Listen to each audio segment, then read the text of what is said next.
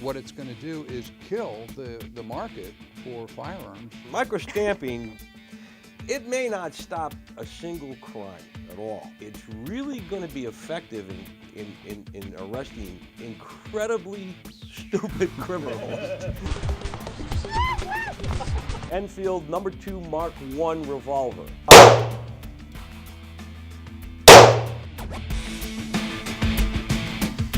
Thanks for tuning in again to Fired Up. I'm your host for the show, Bob Irwin, coming to you from the gun store in Las Vegas, Nevada. This show is about guns, related politics, and issues involving self-defense.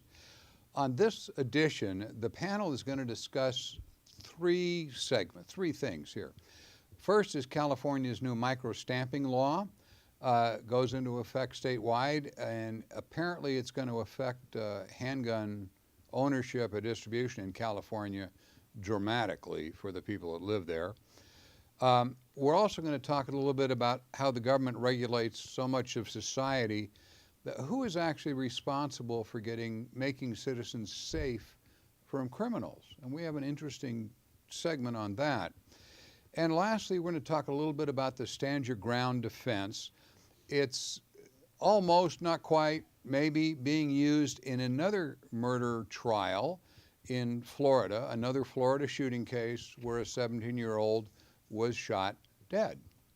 First off, however, we're going to talk about the long-range ramifications of what they're calling micro-stamping.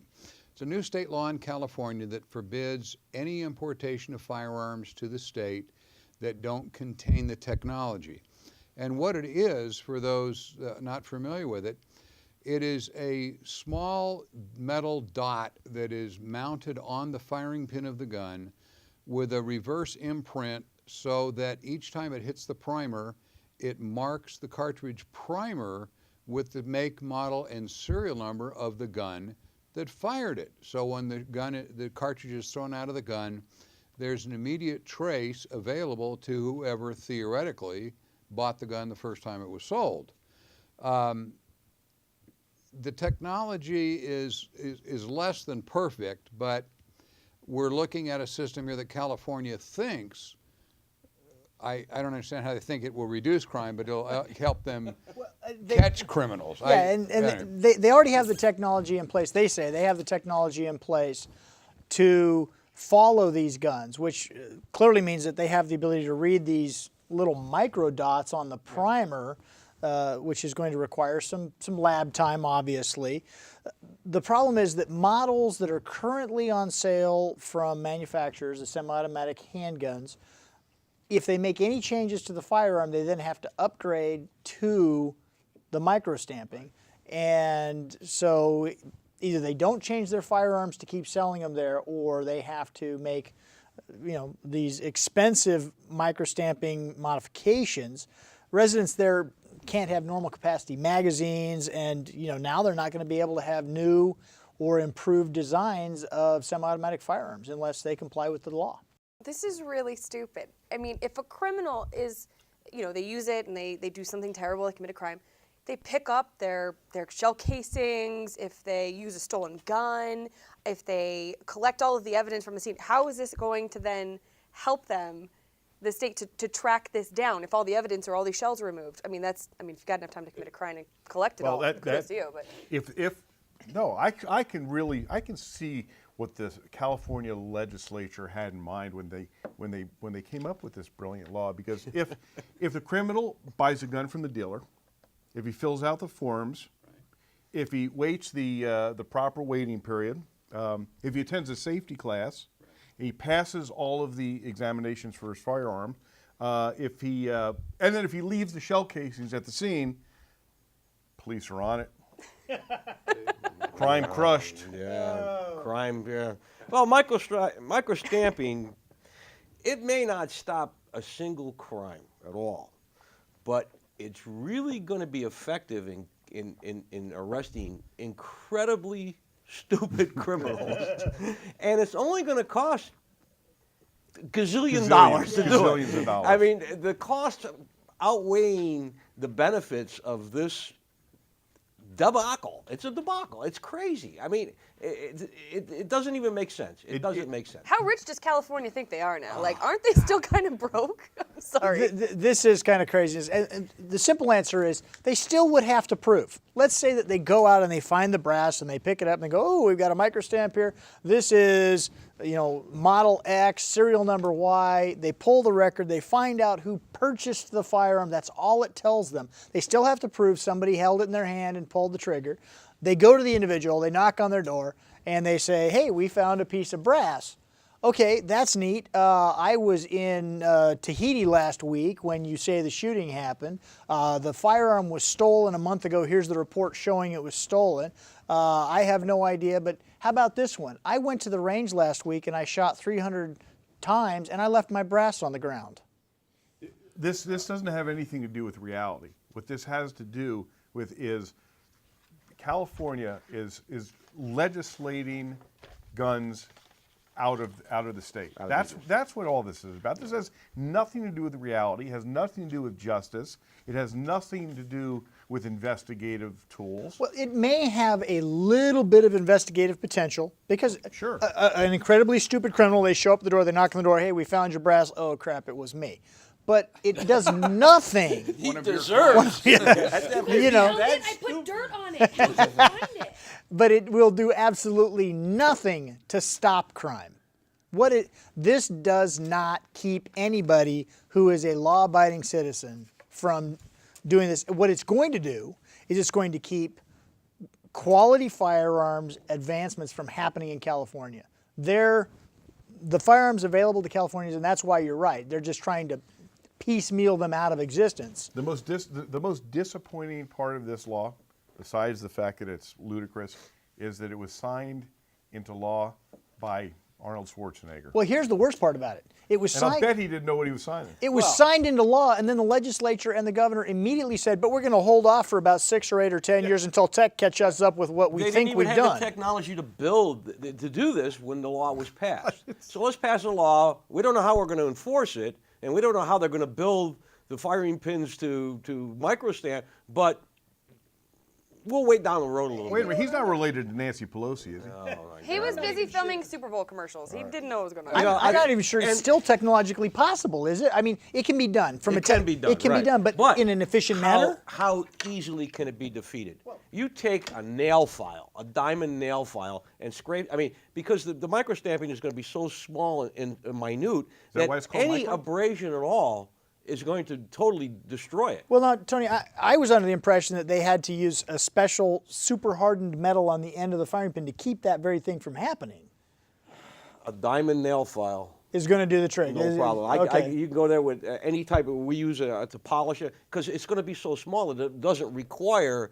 I mean, you put a diamond on a wheel. Eventually, it's going to wear it out. The engraving is going to be so minute that it wouldn't take much to defeat it at all. And now they're talking about putting something on the inside of the chamber too. So when the brass case expands, it'll actually imprint on the side of the cartridge case, not only on the firing pin on the side. No, So now, no. I think somebody's watched too many movies Oh, my where the God. DNA transfers to the cartridge and you can, well, now, but a hone in the obviously in a chamber could eliminate that also.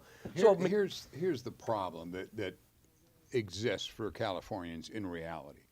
Smith & Wesson and Ruger both have announced they are not going to spend the millions of dollars to install this technology in their guns for a single state, even though it accounts, they say, for about 40% of handgun sales, because there's so many people who live there, and the same number of people live in New York, but they don't have guns at all. So the Californians, they have a market, but they will not install the technology.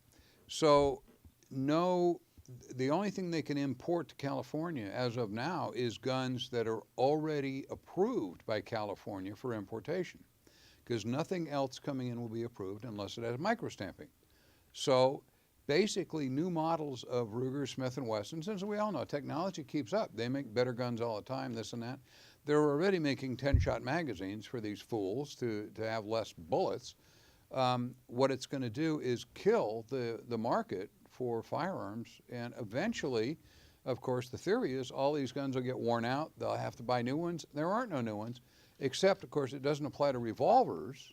exactly. until they figured out how to microstamp a revolver firing pin. So it's only automatics.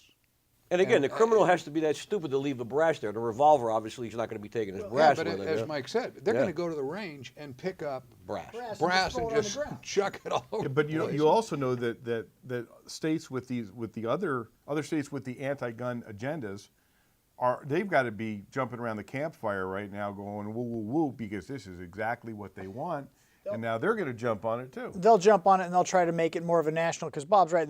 If enough of the country did this, and I'm not suggesting that happened, but if enough of the country did this, then Smith and Wesson and Ruger and the others, they might have a financial incentive to do it. But Bob said something really important. I'd like to point out one other group that is not subject to this law, as I understand it. Law enforcement and military can purchase firearms that aren't microstamped in California. Yes.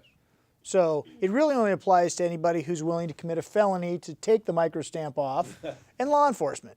Because Well, one of my guys is an ex-CID investigator that works for us at the store now. So he'd be the only agency that can't track who left the gun. But for listeners' knowledge, this type of law is in the hopper now in the legislatures in Massachusetts, New York State, surprise, Wisconsin, and Connecticut. Who else would you expect? You're going to get the same thing if you're laughing out loud at what California is about to go through. Your turn, probably the middle of this year. We got to do a little campaigning for our sponsors, so we'll be back in just a few. Don't go away.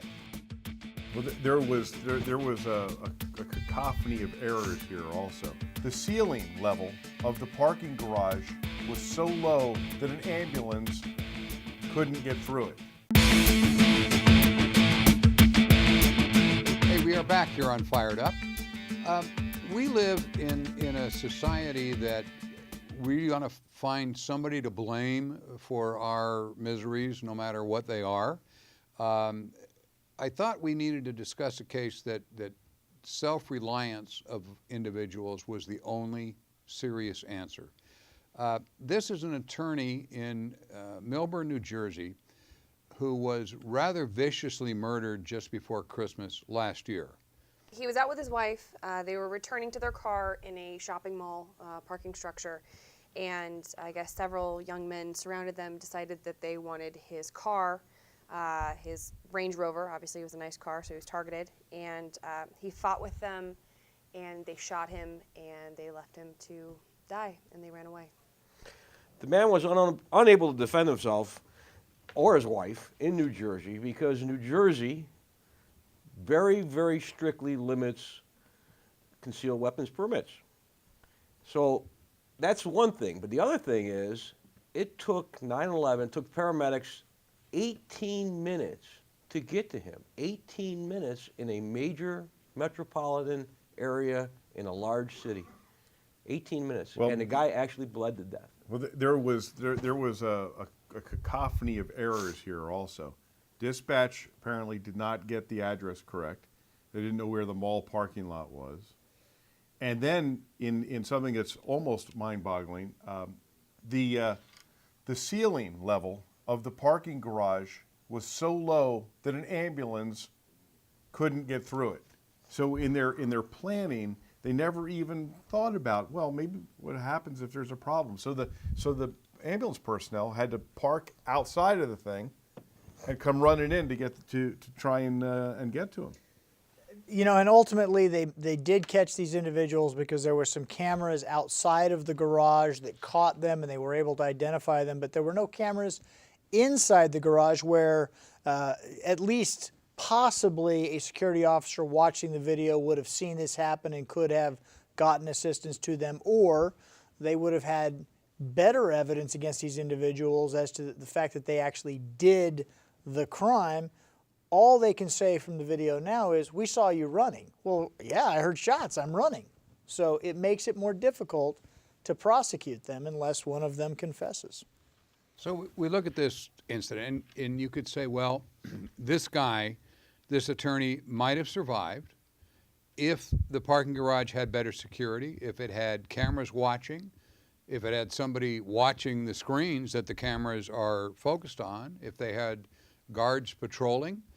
if they had brighter lighting, If they had better dispatch training, getting the address right, listening carefully, if they had had better drivers, if they had higher ceilings for this ambulance to get through. The fact that these things that weren't thought out are the reason contributing to why this man is dead. This is absolutely crazy. Well, he might have also survived if the system worked, if the criminal justice system worked, and the judges didn't let repeat offenders, as all of these individuals were, go and give them a break. He also may have survived if the state of New Jersey would lighten up a little bit and not restrict their issuance of CCWs to politically connected people. And that's the whole thing. This guy may have not been a gun guy. He may didn't want to carry a firearm to protect himself. But at least he would have had the opportunity to do so if the state would have let him. hopefully in the court system, the shooters, these murderers, will be held responsible for his death. In our lawsuit-happy society, the only other person that I can see that could be tagged for this is the fool that owns the parking garage. Everybody else who contributed to this event's unfolding so badly, the paramedics not being able to get in, the address wrong, et cetera, every one of them works for the government, and they're immune from lawsuit. So, well, we shouldn't even be thinking about a lawsuit against the ambulance personnel or dispatch folks unless there was gross negligence. Let's put the blame on where it belongs. It belongs on these punks, and it belongs on a broken system that does not allow innocent people to defend themselves properly. That's where it belongs.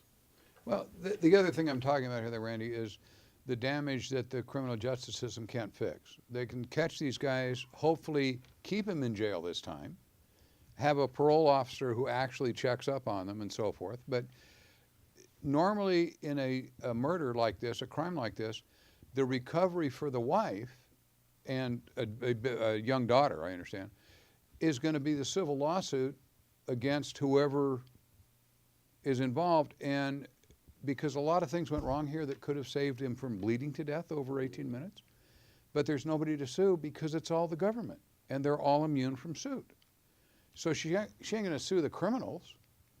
And that's why I said the poor schlonk that actually owns a parking garage, it probably is built to code, so if they only, the parts of it only had 6.5-foot ceilings. You couldn't get a Ford Bronco through the dang thing, you know? All these planning commissions that run roughshod over people when they're trying to build a shed in their backyard. And here's something that really is a public safety issue, and it fell completely through the cracks. And look at the result. You can't fix it. The guy died, and you're correct. The main fix is New Jersey doing something. They have in their state code, you'd think you could sue the dispatcher for the wrong address, the ambulance for missing where she was going, or whatever. They have a law that says adoption or failure to adopt or enforce a law. Any public entity is not liable for injury caused by adopting or failing to adopt a law or by failing to enforce any law. Wow. That's New Jersey That law. pretty much covers it, doesn't it? Yeah. And if I miss something there, So there's no accountability. the next Why statute they says show up? that the government is not subject to failure to provide police protection. We know that. Neither a public entity nor a public employee is liable for failure to provide protection service or police protection if it is provided for failure to provide sufficient protection. And they also can't be sued for failure to arrest or retain a person in custody. Neither a public entity nor a public employee is liable for injury caused by the failure to make an arrest or by failure to retain any arrested person in custody. So the parole officer who missed him, for everybody involved with the government, even though they make the rules, they exclude themselves from any damages no matter what they do. And that is standard across the board with all governmental entities. We have similar laws. Every state has similar laws because it becomes difficult, and Randy can speak to this. Every one of us who's had law enforcement experience can speak to this. It becomes more difficult to do your job if everything you do, you ask yourself, can I personally be sued for this? And so the laws were put in place to stop that. They definitely, New Jersey's definitely cover all the bases here. This really comes back to he's with his wife at a time of year where he had a lot of possessions. He's walking out, don't know what the lighting conditions were, but he was confronted and he didn't have the means and the opportunity and the ability to defend himself, as Tony says, even if he wanted to. And now his It would have been wife, very difficult. and now his wife, who's probably traumatized by this, obviously, Absolutely. who she is now in a position where you have that sense of it could happen to me again, and you're absolutely terrified. She would probably want to go out and get a firearm to defend herself so that she wouldn't have to be victimized like her husband is, and she's in no position to be able to do so. She has no protector in her husband. She has no means of self-defense. And no means of support. Exactly. And no way to get it. She just loses. The whole thing is a tragedy, obviously. It's a tragedy, and it was a combination of errors that multiplied and snowballed and ultimately led to this guy's demise. And it's a really unfortunate thing. The point of me bringing up this whole case is you need to be able to rely on yourself to defend yourself. In this case, a lot of things happen to make it very difficult for first responders to get there. But even under best of circumstances, you're looking at 3 or 4 minutes when you yell for help anywhere, and often much longer. If you have the ability to be able to protect yourself and your family, get a concealed weapon permit and carry the gun so this doesn't happen to you and your family. We'll be back again with another segment. Don't go away. Enfield #2 Mark I revolver.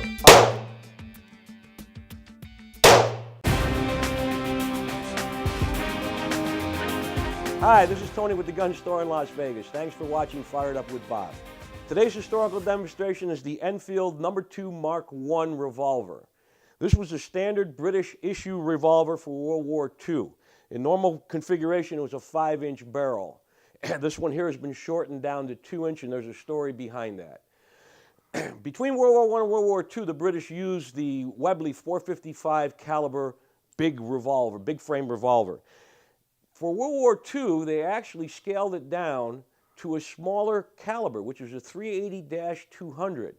And the United States Army, we had a problem with the .38s in the Filipino uprising, and we went to the .45 caliber because of the stopping power. The British went the other way. They went from a .455 Webley down to the .38 caliber revolver. As I said, this is a .380-200. It's a very anemic .38 round. It's not very powerful at all, but the British decided that accuracy would play a better part than actual big bore stopping power, which didn't prove to be very good. After the war, you got to admit, the British guns were not very pretty at all, and this gun is pug ugly. After the war was over, this gun was imported into the United States by the ton. They brought them in boatloads of them. And they didn't sell very well because of the caliber being very weak and anemic, and also the long 5-inch barrel and the ugliness of the gun. So a couple of importers decided to cut off the barrels, make snub noses out of them, and this way here they would be in competition with the Smith & Wesson. Now the old Smith & Wessons at the time were selling for about $39.95. This gun here, they were selling this gun for like $12 to $15.95, which was very, very inexpensive, and I think you can overlook the ugliness for the price.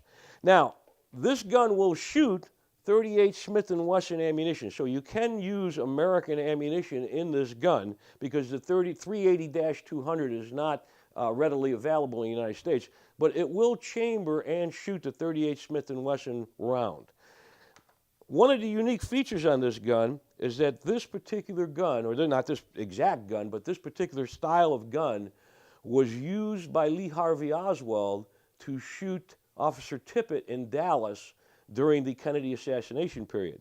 Two importers, like I said, brought these in, and they cut the barrels off, and they re-welded the front sights on them. And Oswald actually bought it under the same alias that he used when he bought the Carcano rifle. So, and this was the gun that he used. It's a break top type action, and it's strictly double action. There's no hammer spur on it, so you could hide it a little bit better. Self-ejecting, as we said, when it opens up, the ejector pops the empty cartridges out. It's not a very powerful gun, and because of the shortness of the barrel, it's not very accurate neither. Especially, I found that these have a tendency to shoot very high. So we're going to load it up and shoot 6 rounds out of it. The .38 Smith & Wesson used this is a 148 grain bullet, and it's, like I said, no manufacturers built a high velocity type round for this particular caliber, because this cartridge was made back for the old days where the guns weren't strong enough to handle the excessive pressures. But obviously, accuracy will play a part, and it will do the job. I'm going to fire it up, and we're going to fire it. I'm going to hold a little bit low on this because the gun has a tendency to shoot very high.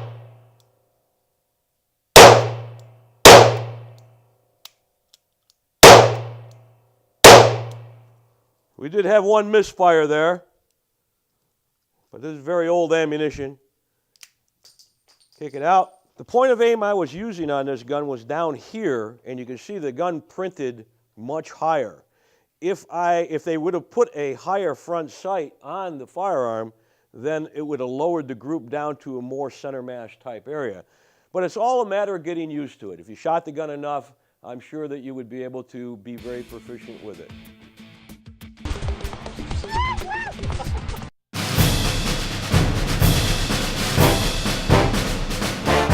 Hi there, Mike Rogers from the Gun Store. Time for more On of the Week.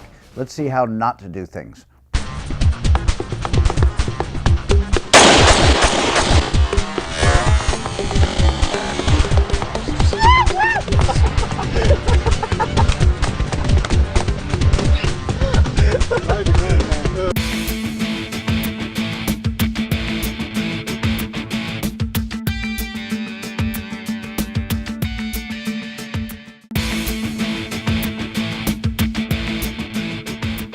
Talked about owning Title II or Class III firearms or suppressors.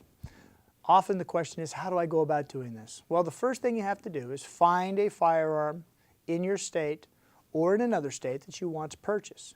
If your state allows the ownership of these items, you then go to a gun dealer who is licensed to deal in the item. They will provide you with paperwork to fill out. Generally speaking, if you buy it as a person or an individual, you will need to do some fingerprint cards, get some pictures taken, fill out the paperwork. Purchase the firearm which you will not be allowed to take possession of. You will then mail that paperwork off to the Bureau of Alcohol, Tobacco, Firearms, and Explosives, and they will review your application. That process can take anywhere from 6 months to 9 months, maybe even a little longer. If it's done correctly, eventually they'll send back a federal tax stamp for $200 saying that you can now possess that firearm and you can take ownership of it. Next week we'll talk about other ways that you can possess Title II firearms.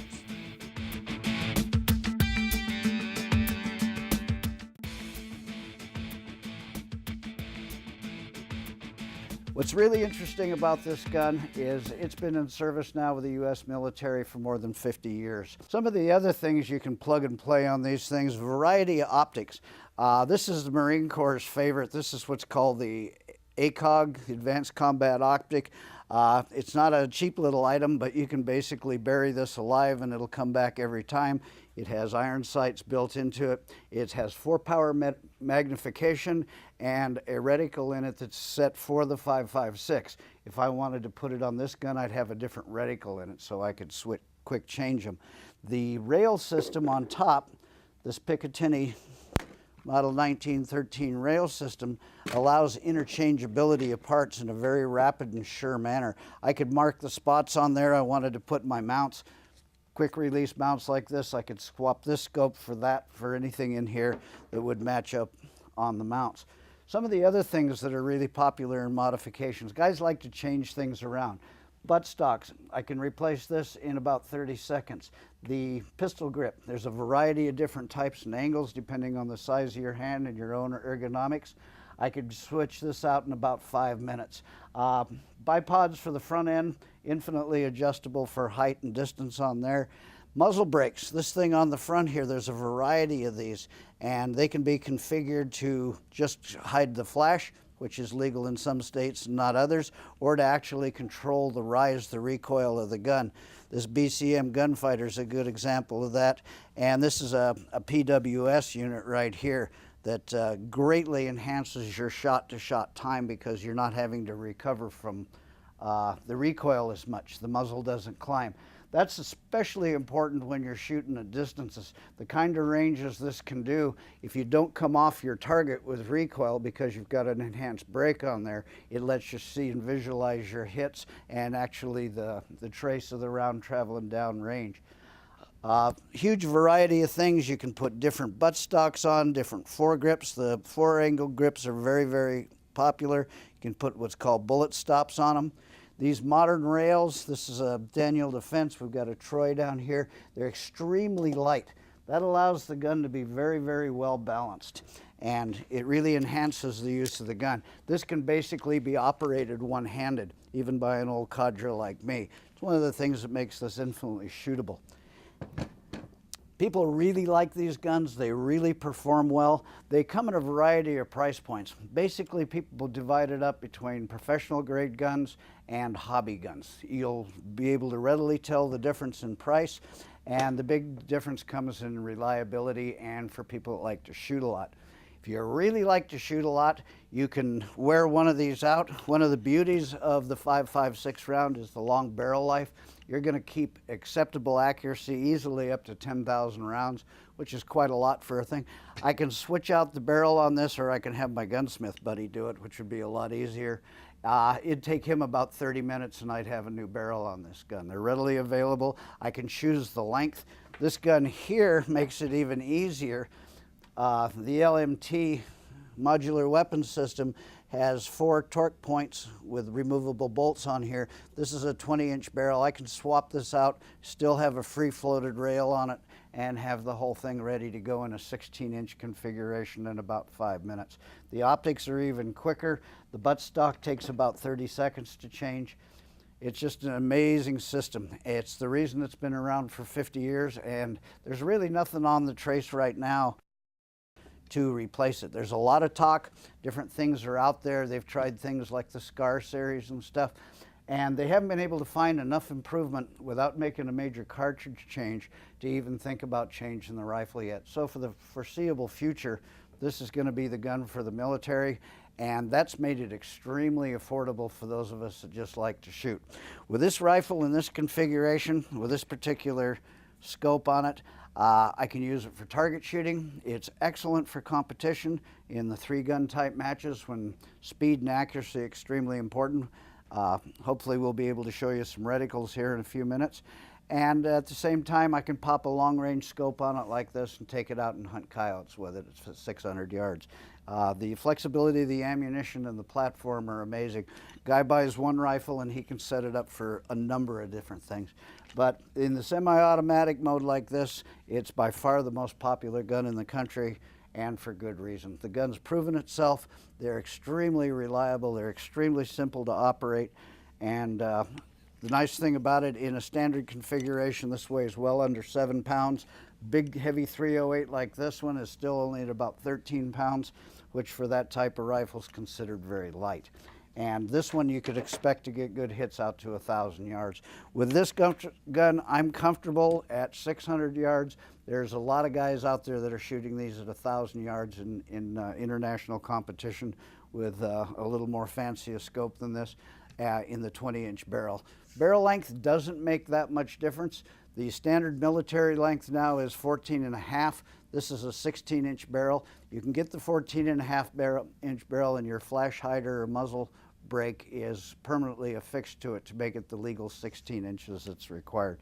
But it makes for a nice compact package, about 35 inches with the stock compressed, about 38 with it completely extended, and makes for a really nice package. Something you can carry all day. New shooters love it. It's a great gun to teach people to shoot with because extremely low profile. That is one of the beauties of the system that's held over the years. The barrel and the bolt system, this bolt when it travels to the rear into the buttstock, everything is in perfect alignment. So all the recoil impulse comes straight to the rear. There's a tiny little bit of lift comes off the muzzle, and that's compensated for by the brake on there, but basically it has a very mild recoil. It recoils straight to the rear, and even a very young, very small or new shooter can shoot this gun, and it's a pleasure the first time they shoot it. And they still got all the effect of a good long-range rifle. There's nothing like it in the world, and hopefully it'll be around for another 50 years. There's really nothing on the platter right now that competes with it. Enjoy your M16. These are readily available. They kind of got short in supply and very expensive after the last election, but they're back in force. We got a lot of them at the gun store, and we're happy to work with you and see them. Come out and see the original. This is the SP1 version of the original M16. Still a completely viable and fun to shoot gun, and you can shoot this, you can shoot those. Totally interchangeable on almost every part on the gun. This is a fiber optic and tritium day-night sight. It is illuminated during the daytime, nice and bright and easy to see, very quick. You can get a perfect sight picture with both eyes open because of the fiber optic. Should it go dark in here, the tritium element in the center of the green triangle will glow in the dark and again give you a perfect aiming point. This is a holographic weapon sight. That red circle with the dot in the middle that you see on there is actually broadcast onto a screen. It's quite an effect. I can have my head in any position, the gun at any angle. Anytime I can see that red circle, I've got a sight picture and it's time to pull the trigger. Makes it amazingly fast, very, very easy to shoot when wearing body armor or shooting at odd angles around barricades and stuff like that. You can also use the fixed size of the circle at 5.5 minutes as a rough ranging device. Basically at 100 yards, a 6-inch person would fill up the center of that circle. So you can use that to project and guesstimate range. My nephew, who's a career Marine, calls this God's gift to the Marine Corps. He was in Iraq when this was added to the inventory and they put it on their rifles. It's a 4-power sight that's set up to give holdovers and ranging for the 5.56 version. And they once got investigated because so many people were being shot with headshots because it was just quick peek around the corner. The sight was so effective in getting a sight picture and fast that it completely changed the way everybody did business, including a lot of Iraqis.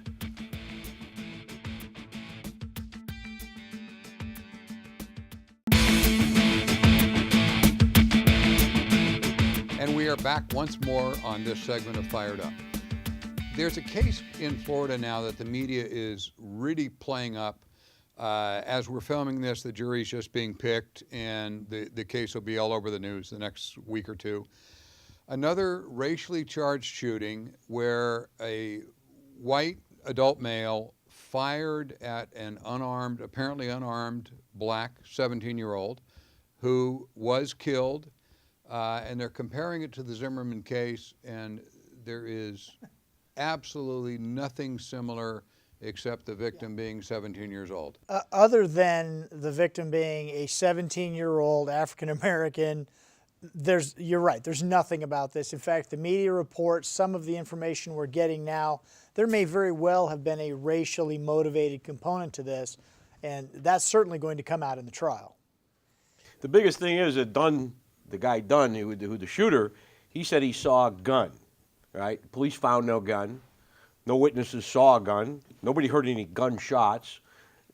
There was no gun. And if there's no gun and there's no visible threat, the shooting is absolutely not justified. Absolutely 100% not justified. And in this case, Dunn is the one who went over to their car. It makes him the one that initiated this confrontation, him the aggressor. They were in the car. It says he was the one that that caused it.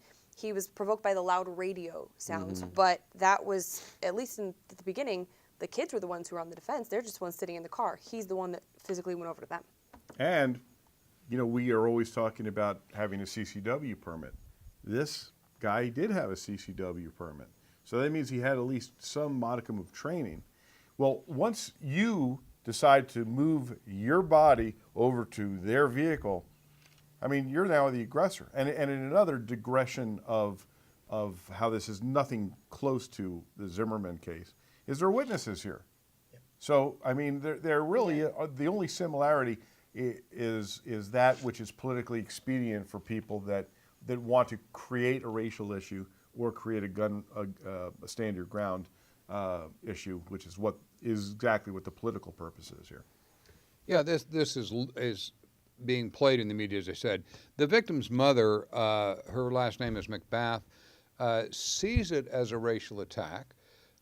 She had already testified when they had committee meetings on stand your ground laws after the Zimmerman case. She was involved in that stuff. Mr. Dunn has made several racial comments from the jail, sent out to whoever, his girlfriend or whatever. This is obviously a racist individual, or leans that way, and I don't want to try the case, but there's no way that he was being attacked that I can see. Now, again, we get reports from the media, and it turns out it's way more complicated later. But from what we're getting so far, this guy needs to get life plus 100 years. Look, still, it's either valid self-defense or it's not valid self-defense based upon the actions of all the parties. The individual who did the shooting, what he perceived, the individuals in the other vehicle. It's not based on what Dunn or Davis's mother think the other side was thinking. But looking through this and reading the background on this, and I'm curious about those letters because they're purportedly letters to family members and his girlfriend, so I'd be curious how they got out. The kind of stuff that's in them isn't the sort of thing a defense attorney would typically want to put out there into general consumption. But there are two problems right off the bat based upon media reports, and again, we're not sitting there, we don't know the facts. But Randy hit one right on the head. When he went over to their car to confront them about something that was innocuous at best, I'm going to go with it was probably loud music. He didn't like the type of music it was and telling them to turn it down. But there's a witness who alleges that right before the shooting, and one of the young men supposedly said something with a theoretical racial overtone back at him. But then they claim they heard Dunn say something along the lines of, "You're not going to talk to me that way." We all have talked to people, taught classes where we say, be careful what you say. The witnesses will remember it. They may remember it wrong, but they're going to remember what you said and how you said it, and that can flavor what a jury perceives. And that is not a good fact. I think that there was another fact to this case that we didn't go over too. He wasn't carrying his weapon at the time. Right. He went back to his car and retrieved the weapon from his glove compartment, which once you show intent right away there. Well, and he claims he saw the barrel of a shotgun or something that led him to believe there was a barrel of a shotgun. But in my mind, walking back to your car and getting a gun out of the glove box isn't immediate reaction to somebody pointing a shotgun at you. Diving and crawling under your car might be. Or you get back in if you had the opportunity to Then get back you to his drive away. car, Leave put it the and drive situation. and leave. Drive far enough away where you don't can't like hear the their music. Leave. Yeah. I mean, Yeah, and the other thing that enters into that the reports say again, that he then left the scene. after he He left, shot. right. Yeah, Sure, after well, he he shot. left then. Well, who likes paperwork? Clearly, this guy is out of his mind. It's not. So don't do that. I've had a couple But of for cases the media, already where- for the media to come down and say that this is another Zimmerman Martin case is absolutely wrong. And I know they're going after the stand your ground law in Nevada or in Florida. I'm sorry, but and this is just they're trying to get this to overturn something that was totally justified before in the Martin Zimmerman The thing. media got egg on their collective faces in the Zimmerman-Martin case. They picked the wrong side on that one, and they tried to make it something it wasn't. So they're just, I'm sure, behind the scenes, ecstatic over the chance to do it again with facts that fit the narrative. And here's the thing that they probably don't even understand. It's really kind of crazy. Folks like us who are pro-Second Amendment, pro-self-defense, they'd be shocked to find that we probably think they're right on They're this right. one. Absolutely. I'd sit on that jury anytime. So, we're not picking sides, oh, any use of a firearm is good. When it saves a life and it's done properly, it is good. But when it's done improperly, there's a criminal consequence, and this individual, Mr. Dunn, is certainly going to find that out. And there may be something that interferes. I don't know when he got his concealed carry permit, Tony, but you remember that it's only recently that people getting permits in Florida had to take a class. Right. Yeah. Originally, they just checked your background and gave you a permit. And when I said earlier that this guy has had the training, he may not have had any training. They may have just handed him the permit if he got it 3 or 4 years ago. It'll be very interesting when of course this is going to be dissected Completely, greatly. yeah. It would be very interesting to see what kind of background he had, and if there were anger issues and anger management issues in the past that never went through into the background. Do you know what I mean? And then we see a knee-jerk reaction to, hey, look, this guy had anger issues. We need to add that to the CCW application process. Well, and I'll tell you what I think they're going to find if they actually dig into it, and if the letters that are being reported in the media actually pan out. If what they're saying is in them, what we're going to see is a picture of an individual who feels as though a segment of society is criminal in its very nature, and that it was his job to do something about it. And some of the letters seem to bear that out. Again, I don't want to make judgments without reading them. This is just media reports. But if he actually wrote the letters that they're saying and they get those into evidence, it paints a picture of an individual who felt like this is the right thing to do under this circumstance. And let's hope it doesn't pan out that way. Is that lawyer talk for this guy is a punk racist? Maybe. Well, the same prosecutor. Could be. That's Statement. the other similarity with the Zimmerman case. It's the same prosecutor that prosecuted Zimmerman is prosecuting Mr. Dunn. So Well, they that, need a- that should work out for her. It's going to work out she for needs Angela. to win. Yeah, Angela's This going to is a have a good slam one with dunk. this one, because I don't think the defense is going to be anywhere what the Zimmerman defense So was. anyway, despite what you're hearing, and you're hearing a lot of stuff in the press, let this case unfold, and I think you'll discover, we all seem to agree, you'll discover that this guy needs to go to jail. This was not a defensible shooting at all. We're unfortunately out of time for this episode of Fired Up. We hope you will tune in with us again next week. Same time, same station. And don't forget, we have T-shirts now on our website you can get, and Fired Up coffee cups. By golly, a little commercial for us in there in between the other commercials. Thanks for watching. We'll be back next week.